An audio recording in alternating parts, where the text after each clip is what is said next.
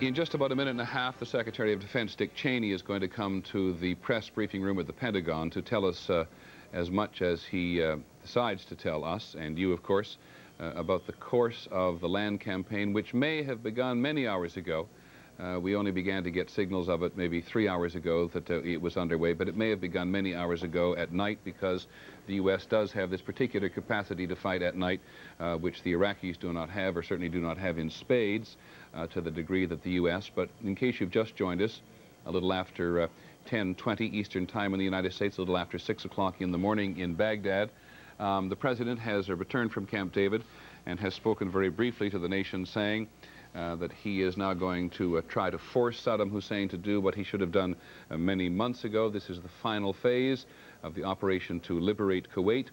He is confident that it will occur swiftly and decisively, and he asked all Americans to say a prayer for the men and women in the Allied coalition, but particularly the American men and women, he said, who are risking their lives on behalf of all of us. The Secretary of Defense, we haven't seen much this evening.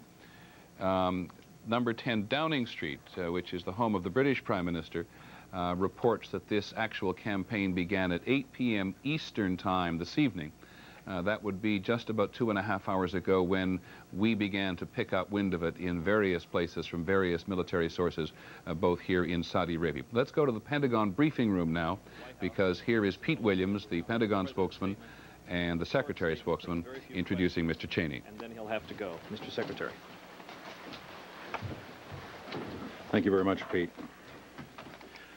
Just a short time ago, you heard the President announce that coalition forces of Operation Desert Storm have begun a large-scale ground operation against Iraqi forces inside Kuwait.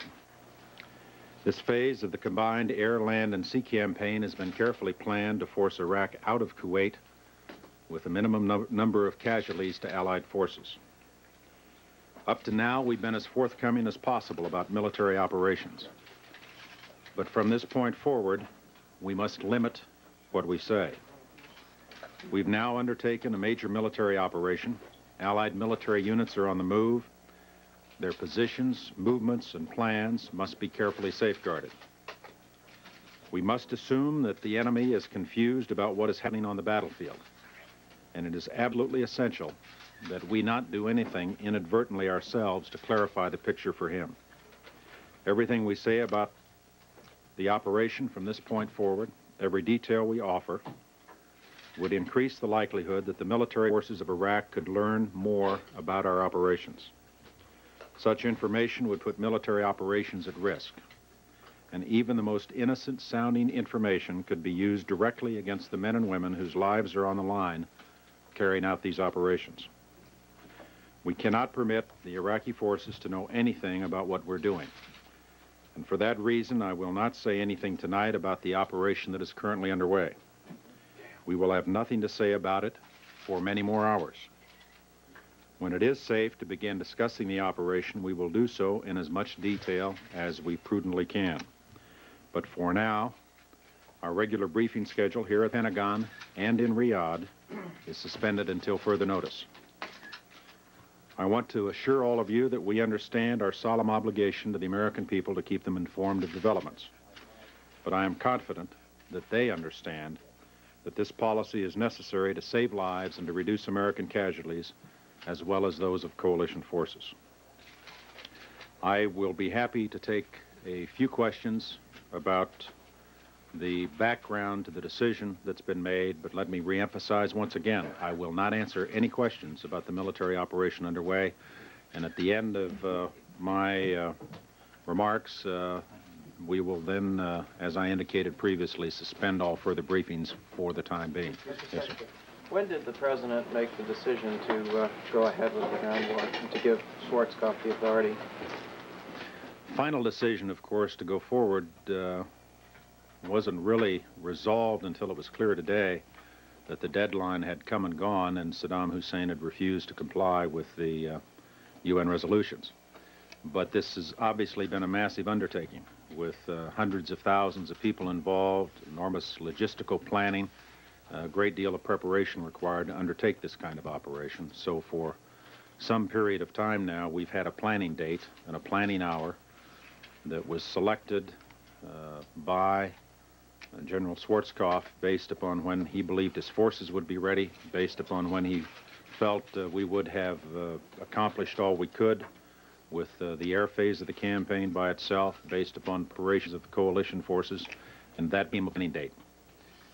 It was subject to change up to the last minute based upon such considerations as weather and a change in the diplomatic situation. If Saddam Hussein had come into compliance with the deadline, had announced by noon today that he was prepared to withdraw unconditionally his forces from Kuwait, then we would have stopped the preparations for an execution of the operation.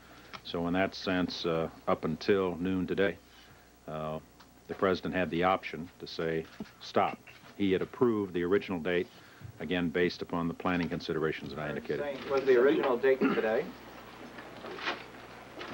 That's correct. To the extent that we had a specific planning date in mind for some period of time now, it was this particular day and a particular hour. How long had you been planning? But because there are different units involved going at different times, I don't want to be any more precise than I've already been. David? You mentioned that this was a large-scale ground operation against Iraqi forces inside Kuwait. By that, did you mean to say that the ground operation will take place only inside Kuwait? David, I simply am not going to talk about the operation. I am not in a position to be able to say anything about the operation without compromising the security of the operation, and I simply am going to refuse to accept all such questions. Mr. Secretary, do you know yet to the extent that the Iraqi forces are resisting? I do not have any detailed reporting at this point on the operation. It's still very early, the early stages of the operation, and I would not expect that we will receive any comprehensive reporting here in the Pentagon for some period of time. Mr. Secretary, you had repeatedly said that the ground operation would not begin until you were confident that the air campaign had gotten to a point where much of the risk had been eliminated for the ground troops.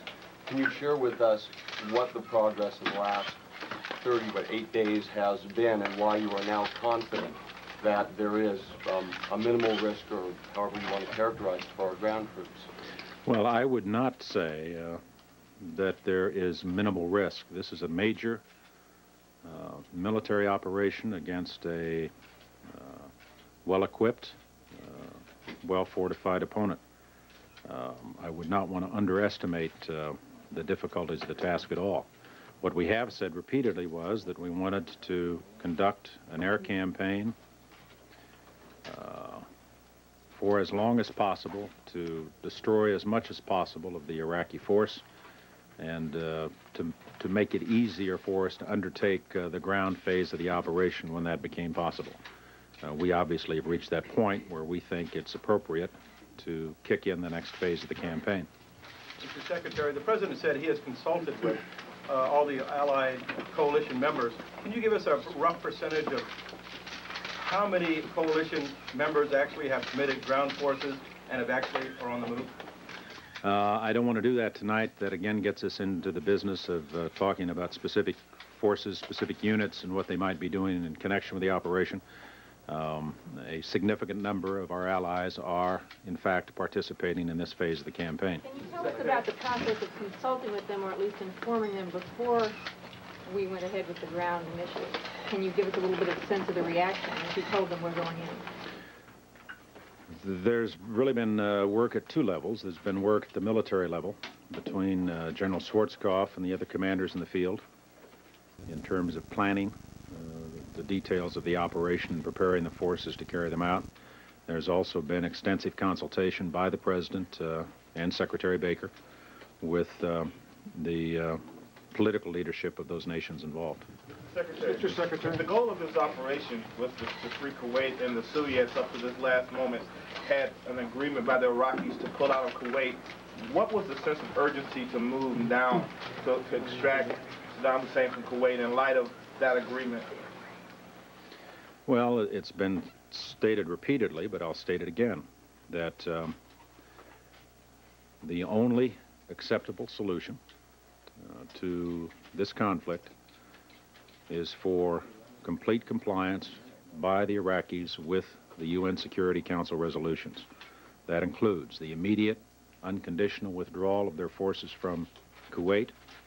As made clear by the President yesterday, we wanted an indication from them that they would begin that withdrawal by noon today, and we gave them 7 days in which to complete it. They refused to do that. It included as well consideration for the fact that the offer you talk about, the proposition that the Soviets and the Iraqis developed, involved a ceasefire prior to any Iraqi withdrawal. We made it clear repeatedly we were not interested in any ceasefires, that a ceasefire would simply have allowed Saddam Hussein to regroup his forces, resupply them, and could conceivably have cost even more casualties. It's also true that that proposition embodied within it the repeal of all the other UN sanctions and resolutions that had been voted by the Security Council. We felt that was totally unacceptable.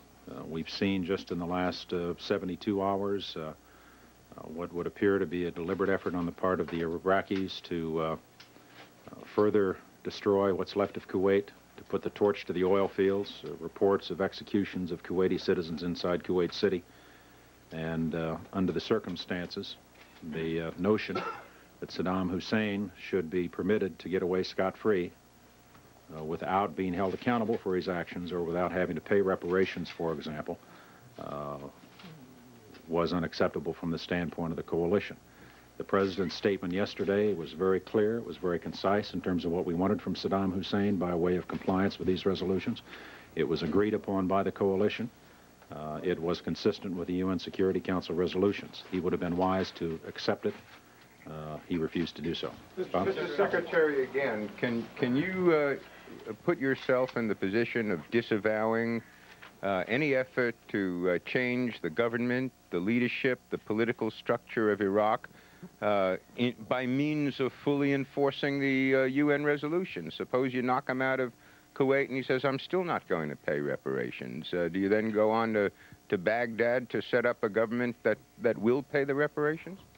We've made it clear repeatedly that if Saddam Hussein were to be replaced by another government, we would not shed a tear over his demise. But we've also made it clear that it is not an objective of U.S. policy to change the government of Iraq. If that happens, so be it. With respect to the future application of the sanctions that have already been voted by the UN Security Council, how they would be applied or altered with respect to this government of Iraq or some future government of Iraq is really a matter that the UN Security Council will have to address in due course once they're driven out of Kuwait. I'll do one more question. Any sort of communication whatsoever today from Saddam Hussein in any form? None that I'm aware of. Mr. Secretary. Again, let me, by way of closing, emphasize what I mentioned at the outset, that we recognize we have an obligation to provide as much information as we possibly can to the press and to the American people. But we are currently engaged in an extremely complex military undertaking. The lives of literally thousands of Americans and Allied personnel are at stake, and we simply have to operate on the basis that we are going to, for the time being, put a lid on further briefings about the operation. As soon as it's possible to do so, General Schwarzkopf in Riyadh, General Powell here at the Pentagon, will be happy to provide as much detail as possible about the campaign itself. But that's going to have to await developments. Thank you very much. What time did it start? 10:35, 2 hours since this land campaign began, according to the British.